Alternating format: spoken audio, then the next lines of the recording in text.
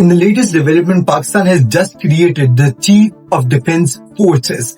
This move was previously being criticized by the opponents, and this move was also being talked about by almost everyone. In this move, all of Pakistan's armed forces will be under one command.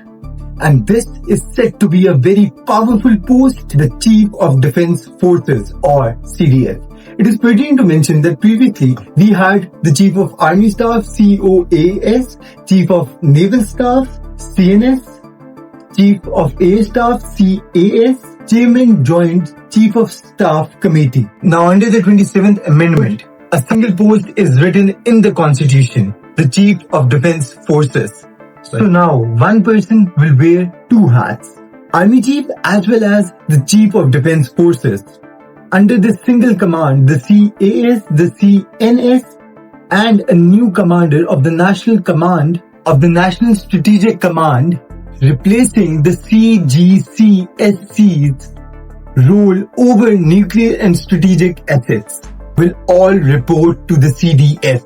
This comes at a time when Pakistan gave a very promising response to India's misinformation, disinformation and the earlier incidents in the month of May. And right now, the Chief, Asim Munir, had also given a very promising response to the Afghan side.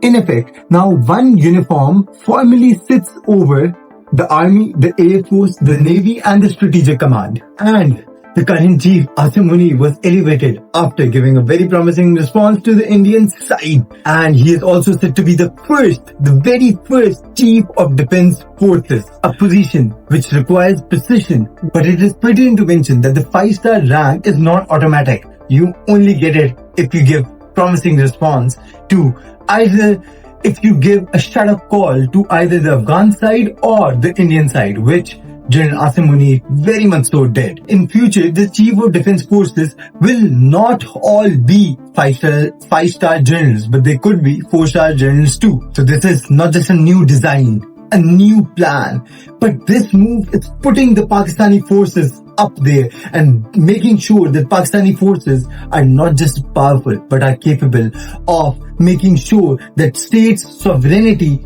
remains intact.